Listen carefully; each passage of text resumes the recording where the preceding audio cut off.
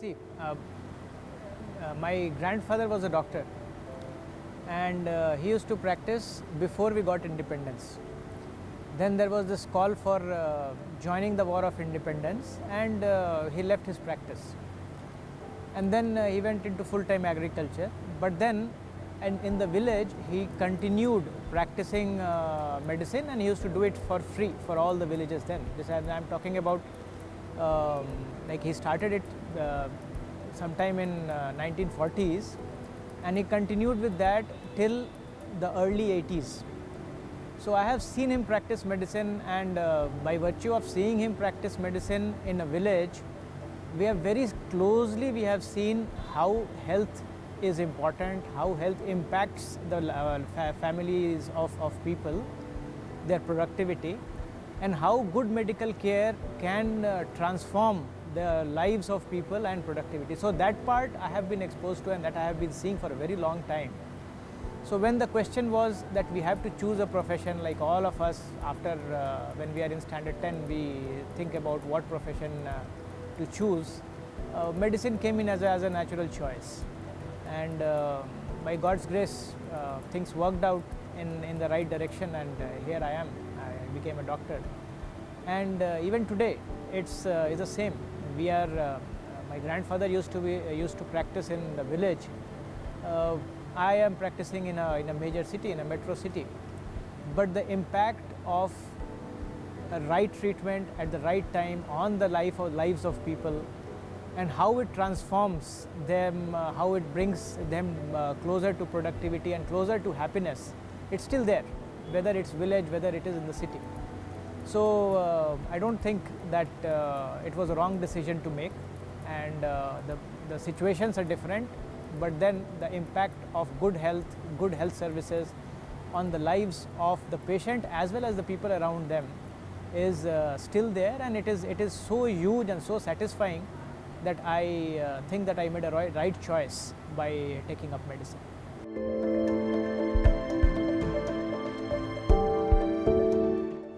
Yeah, you take different things from different people, but yes, as far as my profession is concerned, yes, he's a role model, and a lot of the ethics that come into practice, a lot of thinking, the way you approach a patient's problem, the way you try to help the patient, irrespective of whether they can afford or they cannot afford, all those ethics, I think I take it from him. We had our village house where he had a room, and that time there used to be those small penicillin bottles where you would see that people would take out from the bottle, they would take out and the injections, and they would give to them. So whenever I used to go visit him, I used to see that, and I've seen the regard that the people had for him, and especially they were all poor people, they were all farmers, and he used to do it for free for them. So I have seen that, and I have seen how it affects them, how good health care, even though the disease might be very small, but then when the people get treated and they become healthy, then the kind of happiness that they get and the kind of satisfaction that the doctor gets, both are something which you have to really experience. You can't be really explained in words. So I have seen that, and I think that is what has impacted me a lot.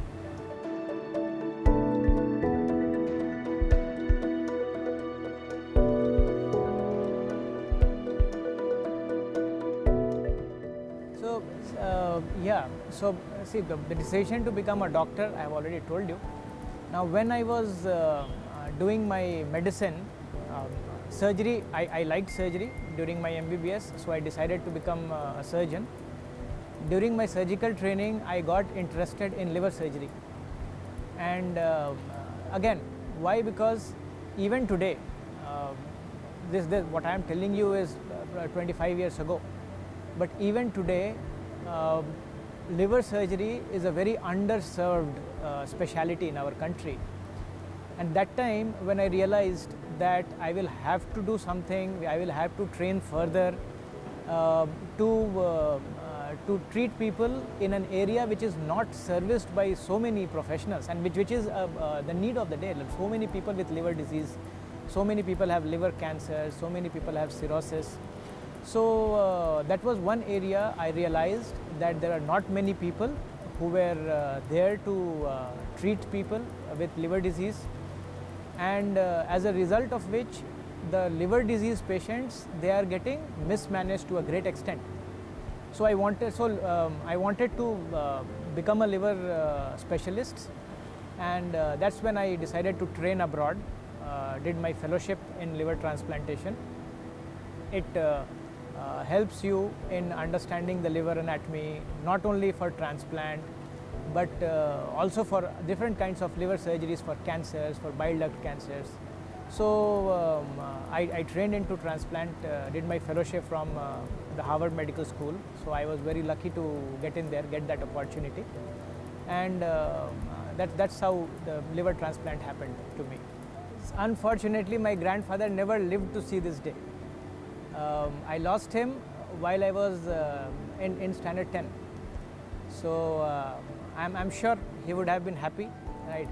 Not just about the profession, but see, whatever profession we have, whether it is medicine, in any other profession also, I think the most important thing that any parent or grandparent will be proud of, whether you are doing justice to your profession, whether you are practicing it ethically, and whether you are giving to the people whom you connect with, who you come in contact with, whether you are giving 100% towards their benefit, towards their well-being.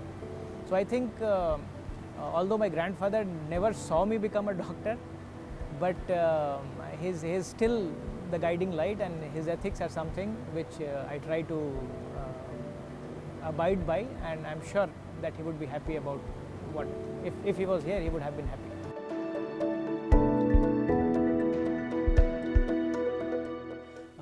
I have been doing liver transplants since 2009. So after my surgical training, I trained as in super specialty in surgical oncology at All India Institute of Medical Sciences. My general surgery training is also at All India Institute of Medical Sciences, New Delhi. And after that, I went for my training of liver transplant and hepatobiliary surgery, and other organ transplants like kidney, small bowel, pancreas. And for this, I went to the Harvard Medical School in Boston, in United States of America. I finished my fellowship from there, and then I came back, and for the last almost 10 years now, I have been working with Apollo Hospitals. Earlier, I was in Chennai, Apollo, and last 6 years, I have been at Apollo Hospitals, Jubilee Hills in Hyderabad. Practicing transplants, doing liver transplants, pancreatic transplants, and hepatobiliary surgery. So that is my professional experience.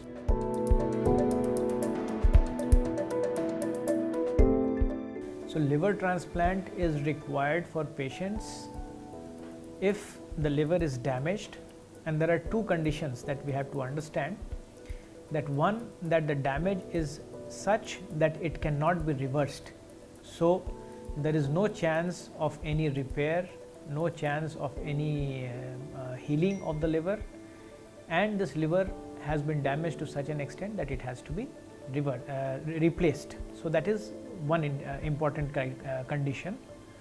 The other important thing is that the liver failure or the symptoms because of this liver damage have to be so severe that the medical management is not effective in controlling these symptoms, and the results of the complications of liver failure will be life-threatening to the patient. So these are two conditions. One is irreversibility, the other one is severity. So once these two conditions are met, we will advise the patient for transplant. Now medically, there are different ways of measuring it, there are different scores, and based on those, we advise the patient for transplant. Majority of the transplants that I do, we do here, these will be done for patients who are having chronic liver disease.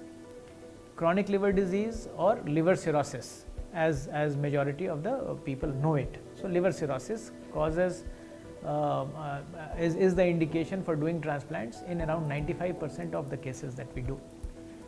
These patients are the ones in whom liver has been damaged over a long period of time, and they are the ones who will need a transplant over the next few weeks to few months. So these are the patients with chronic liver disease. There are few patients, 5% of the times that we do a transplant, these patients have acute liver failure. Acute liver failure means that the liver was fine, suddenly there was a big injury to the liver in form of some medicines, some poisons, some infections like viral hepatitis, and then because of this severe damage, the liver has completely stopped working. These are the patients in whom transplants will be required on a very urgent basis. Sometimes they have not more than a few days, 2 or 3 days to undergo a transplant. But then these cases are less frequent, and majority of the time it will be done for chronic liver disease. These are the indications for doing liver transplant. Now, when it comes to what age group of people require transplant, transplants will be required based on the disease, based on the clinical condition. Children from few days of birth to people who are 70, 75 years of age, they will require transplant based on their liver condition and the severity of the liver disease. The smallest child that we have done a transplant here in our program is a few months old, so 3.5 months old, and the oldest patient in whom we have transplanted a liver is 72 years age. Now that 72-year-old person is still alive. He is right now he is around 76. So transplant does not have any age barriers. You would be able to do it in small children, you will be able to do it in older people also. The important thing is that the indication has to be correct. The patient should be requiring a transplant. Second, the patient has to be fit for a transplant. So we do tests, we make sure that the patient will be able to sustain a transplant, and then we go ahead and do a transplant. 96-97% of the time patients do well after liver transplant.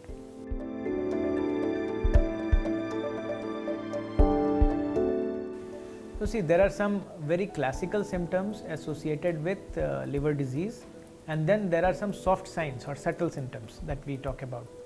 Now the issue with liver disease is that majority of the time the initial symptoms are very subtle symptoms. They can be present in liver disease, they can be present in other diseases also. Things like getting tired very easily, right? This is something which people do not notice. But then when they come up with severe symptoms and we ask them that, okay, have you been having a sense of tiredness, they would say, yeah, we are having it for the last 1.5-2 years. So feeling tired is one of them. The other thing is that the most commonly what patients present with are signs of fluid overload or excessive accumulation of water in the body. So sometimes they will start with leg swelling, sometimes they will have swelling in the abdomen, right? So water gets accumulated inside the abdomen, which is called ascites. So these are the most common symptoms. Other times, sometimes patients can present dramatically. Somebody will have a blood vomiting, or they will start having black colored motions. So if there is a bleeding going on inside the stomach or in the intestines, this will present like this, either in form of vomiting of blood or black colored motions. These are also other sometimes symptoms that with which patients sometimes present. Other symptoms are like sometimes people get confused because of buildup of ammonia in their body when the liver is not working well. Also jaundice, although jaundice is something which we commonly associate with liver disease, but when it comes to liver failure, especially cirrhosis or chronic liver failure, jaundice usually comes late. The other signs, they come early. In acute liver failure, when the liver sustains massive damage and it happens over a short period of time, jaundice comes in early. So different kinds of symptoms can present in liver failure. People can come with tiredness, they can come with swelling in the body, in the legs, in the abdomen. They can present with jaundice, they can present with being drowsy, being confused, and these are the common symptoms of liver failure. Apollo is a super specialty hospital. It is also a multi-speciality hospital. So we have under one roof, under the roof of Apollo hospitals, we have got all kinds of treatment which are required and which are available in this world for liver disease. So when it comes to medical treatment, we have hepatologists. They will be managing the early cases of liver disease medically to see how long we can sustain with medicine treatment, how long we can postpone the liver transplant. And there are few patients who recover to such an extent that they will not need transplant at all. So the medical hepatology, we have a department which takes care of the medical management of these patients. Then we have got the surgical specialty, liver transplant and hepatobiliary surgery. Liver transplants, whenever a patient needs a transplant, the liver disease has progressed to an extent where medical therapy is not effective. We will offer this treatment to them, and these patients, they will undergo a transplant either using a deceased donor or a cadaveric organ, or more commonly using a part of the liver of one of the relatives, which is called a living donor transplant, and liver transplants are carried out for these patients. The other treatments we have, say for example somebody has got a tumor inside the liver, we have surgery to offer. There is something called transarterial chemoembolization. There are treatments like transarterial radioembolization, radiofrequency ablation. So we have got a good intervention radiology team which does these procedures, and patients with liver tumors can be benefited. Some of these patients with liver tumor will also need surgery and or liver transplant. So all these things are available under one roof here. For diseases of hepatobiliary tract like bile ducts, if somebody has got a blockage in the bile duct because of tumor, we have facilities for operating on them.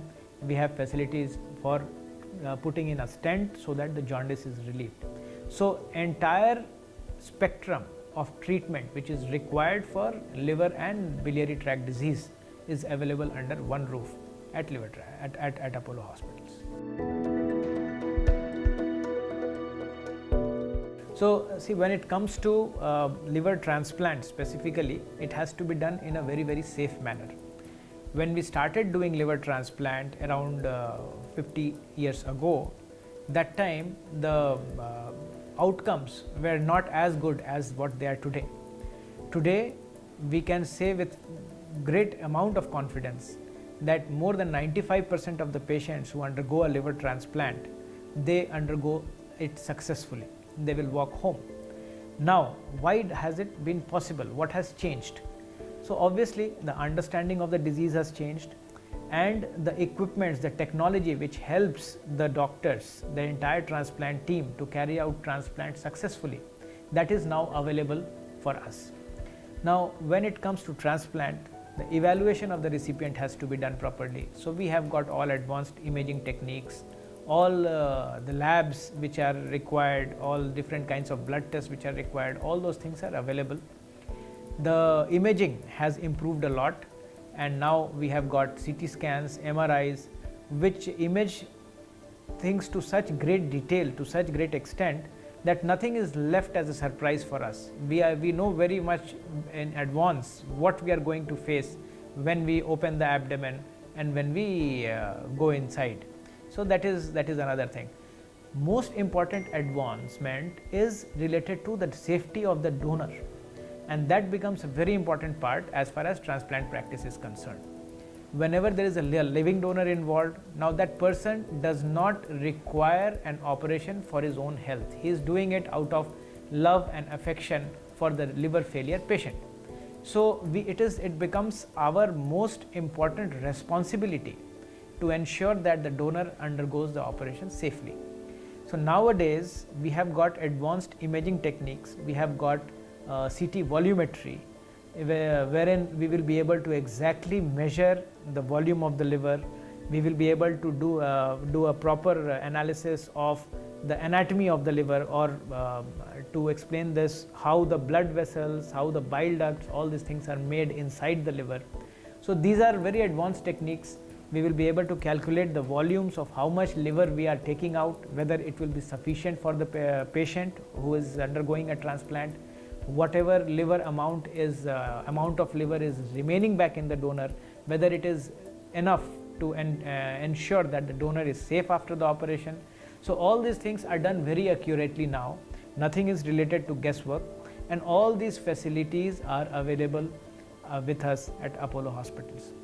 Undergoing a transplant itself is a big stress for the patient's body. Inside the operation theatre, the patient's body undergoes a huge stressful situation, and vital organs like the heart, kidneys, all these organs are tested to see how much they can withstand.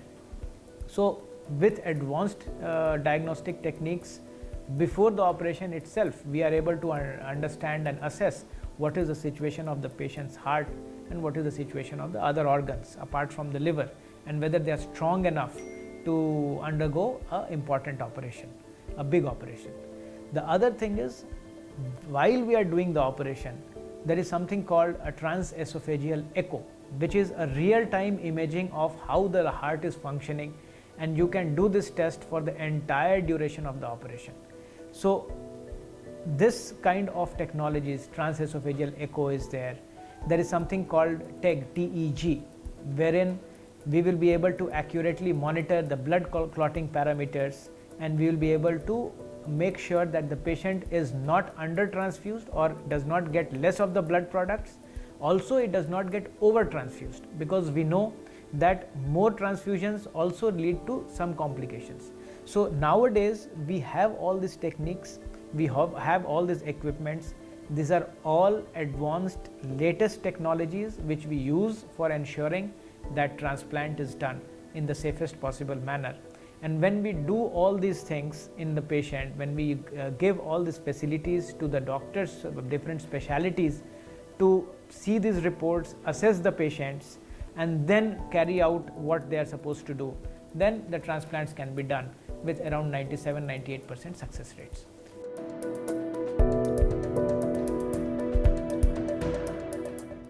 So see, COVID is something which has troubled everyone, and it is a threat for all of us, whether we undergo a transplant or not. But more importantly, patients who undergo a transplant, they get something which is called immunosuppression. Immunosuppression means that we are reducing the immunity, we are making the person's immune system weak, so that the new transplanted organ gets accepted in the body. Now this essentially means that the patient's capacity to fight the virus also is less. So we have to make sure that these transplants happen in the safest environment, and the post-operative care of the patient also happens in a safe environment. Also, the patients, when they go back from the hospital, their home is safe to ensure that the patient does not catch any new infections there. So how do we do this? When it comes to the process of doing transplants in a safe environment, Apollo Hospital Jubilee Hills is absolutely safe, because we have a big campus, and the COVID patients are kept in a completely different building from the building in which we are doing transplants.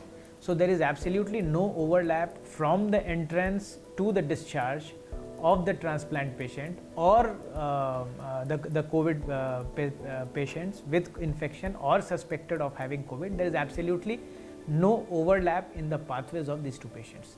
So the patients enter the hospital, the transplant patients enter the hospital from a separate entrance. They are treated operated in a separate operation theatre. The recovery takes place in a separate ICU.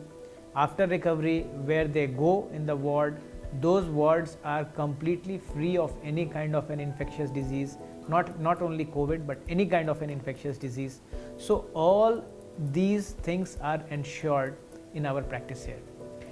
And when the patients go home, we have a social worker team which keeps on educating the family, telling them about how to make sure that the patients, they are taken care of, in the post-operative period in such a manner that they do not catch infections. What is valid for other infections is also valid for COVID. Now, it's interesting that even without COVID, when we look at the protocols about how the patients, they are segregated at home and what are the precautions they have to take as far as hand washing is concerned, as far as using sanitizer is concerned, then the interesting thing is that with COVID and without COVID, the precautions are almost the same. So, majority of our transplant, all our transplant patients in fact, they have been given the same instructions which are going to be effective in COVID also. Some of the things regarding going out in the open, wearing a mask all the time, even beyond the first 1 year, these are the things that we keep on telling the patients. And more importantly, the patients who undergo a transplant, they have to be careful. But our focus right now is also on the patients who have undergone a transplant 2 years, 3 years ago. And these are the patients who are just like you and me, who are very normal. And these are the patients who will have to take some extra precautions in wearing the masks and using hand sanitizers all the time. So we are reaching out to those patients, and that is one of the very important strong points of our program, that our patient contact and patient follow-up is very, very robust. And patients who have undergone transplants even 10 years ago, we have their numbers, and our coordinators are in constant touch with them. We are reaching out to them. We are ensuring that they are taking the proper precautions for COVID and they are safe at home.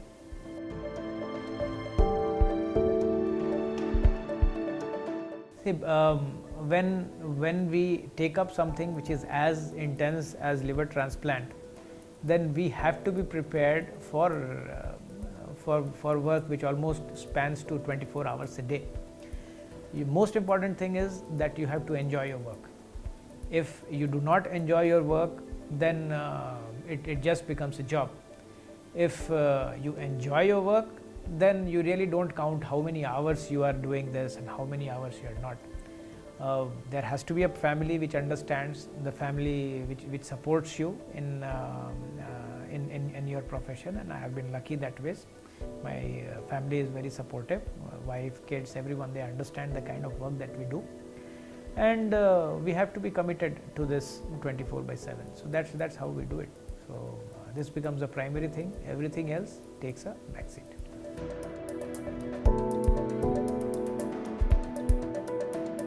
The liver transplants, in our experience here in our center, across all the cases that I have operated, the more than 95% of the cases are successful. So if we operate on 20 patients, 19 will go home, and one unfortunately will not be able to make it. They will have some complications related to infections mostly, because of which they will not be able to make it out of this hospital. So more than 95% of the cases are successful. Yes, each case is different, and none of the liver transplants are easy. But then there are always a few cases which have challenged our team more than the others. And two of the cases that I can remember of, one was a small child, and the child was suffering from something called Alagille syndrome. Right? It is a congenital disease. The liver, heart, the blood vessels which go to the lungs, they are affected in these children. And our patient also, in our patient baby also, the same problem was there. Now that patient had moved around all different hospitals.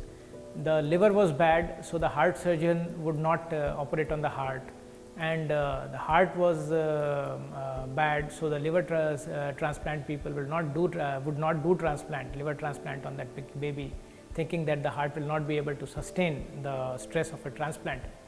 So this child was moving around for almost 1.5 to 2 years, and she had become very, very sick.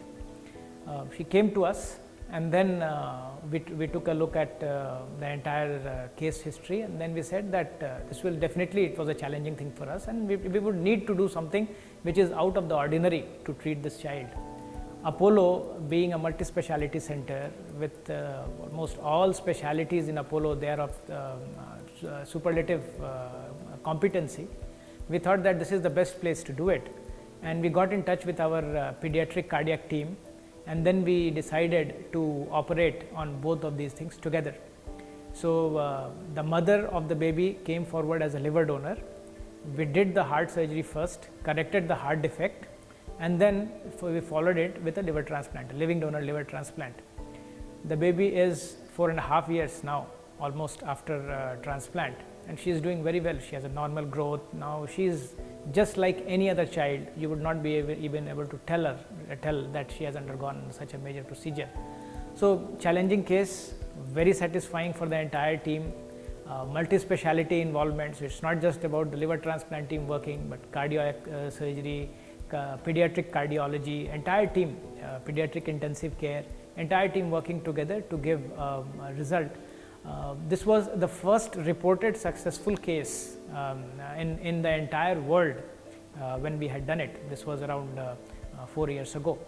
So that is one of the cases. Very recently, we operated on a 63-year-old guy, again severe heart disease. So he had liver cirrhosis, and along with that he has severe coronary artery disease. So we didn't have a choice but to do a coronary artery bypass graft or bypass surgery and a transplant at the same setting. Again, we got our cardiac people involved, and the cardiac surgeons they did the coronary artery bypass first, and then we followed up with a transplant. The daughter donated for this patient. So again, a living donor transplant and a bypass together. So we will be definitely, and then there are patients who are sick, who are with cancer, all different kinds. All of them are challenging. Not to say one is more important to us. The other patients are not that important. All the patients we give our best, but obviously few of these cases they stay with you because they have challenged you to an extent that you feel happy about having done those cases successfully.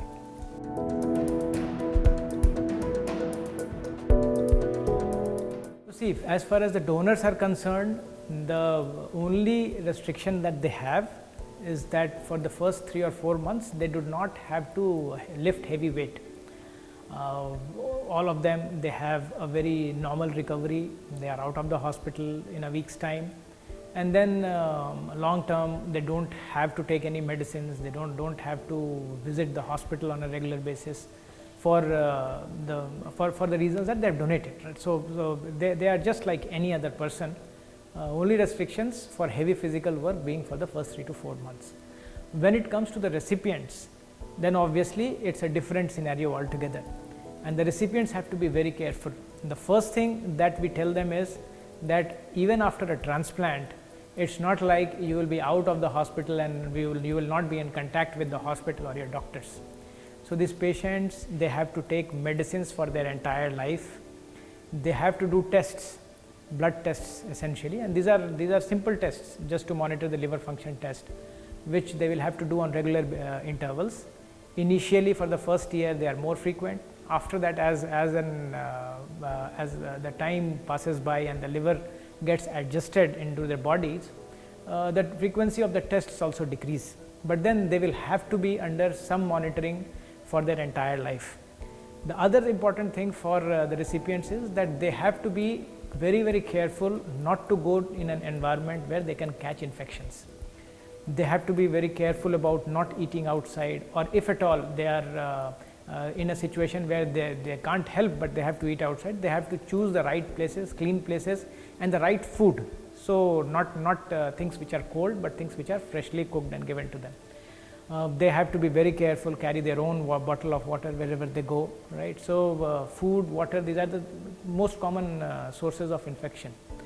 Right now, whenever they go into a busy place, whenever they are in a crowded place, whenever they are using public transport, they have to wear a mask. They have to bring hand hygiene practices into their normal living. So using hand sanitizers, frequent soap, hand washes with soap and water, all these things the recipients will have to inculcate as a lifestyle, and this they will have to continue for the entire life. So there are some restrictions to them, but more than restrictions, it's about living a disciplined life, taking the medicines on time, getting the tests in time, and then whenever they do the tests or whenever they have problems, without any delay they should be contacting their doctors, the transplant team, and we follow up with our patients. We follow them for their entire life. Even patients who have had a transplant with us 10 years ago, we are still in touch with them, and our coordinators do a fantastic job in helping out the patients with all their queries and follow up. The liver transplant is essentially a teamwork. So the liver transplant surgeons are the face of the team majority of the times. But then, just like a human body, where if you just have a face, you don't have your hands, legs, then you are dead, right? So similarly, in a transplant team also, unless and until the entire team functions together, this team is as good as non-functional. So we have transplant surgeons, we have hepatologists, we have anesthetists, we have critical care experts, we have our coordinators, social workers, all these, our infectious diseases specialists, pulmonologists, cardiologists, all of us, and there are many more. Sometimes patients have kidney issues, so we have to get the nephrologists involved. The nurses become the most important pillars of patients' well-being in the post-operative period. The OT nurses become very important for us to operate there and operate safely. So it is at least 16, 17 different specialities which are working together harmoniously and ensure that the patients, they have a good outcome. So it's a teamwork. If you have to look at a specialty, and if you have to give an example of a specialty where teamwork is the most important thing, I think it has to be a transplant, liver transplant. So we work together as a team, all specialists together. Before the surgery, we discuss the entire case file of the patient in a meeting. We call it the listing meeting. And once the patients are gone through and get approval of all the different specialties, only then we proceed with the transplant.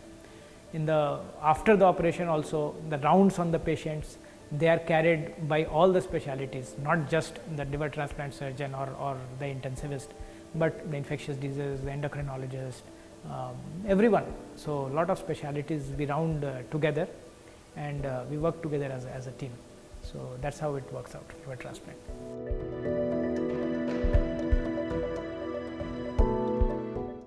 Depends upon the extent of damage, and it also depends upon the duration, the time duration in which the liver has got damaged, and it also depends upon the cause of damage. So for example, if somebody has got liver damage because of say for example, I will give you an example of hepatitis A. It is a viral infection which damages the liver. Sometimes the bilirubin goes to a very high extent, patients become very highly jaundiced, and but since the insult has happened in a very short time, the liver has not had any permanent damage, majority of these patients, they will become all right without a transplant. Similarly, patients in whom, say for example, somebody has got hepatitis B, hepatitis C infections, and we are able to catch this infection in time. There are treatments available there. We treat those patients, and any further damage to the liver can be stopped. When that happens, again, we do not need a transplant. Transplant is required only when the liver has been damaged beyond a certain extent. And when that happens, once we know that the liver cannot be repaired, we cannot heal it using medicines or by supporting the liver functions. We know that whatever you do, this disease is going to progress, and on top of it, we know that today the situation is such that the disease cannot be effectively managed by medicines. Only then we offer a liver transplant as a treatment option to the patient.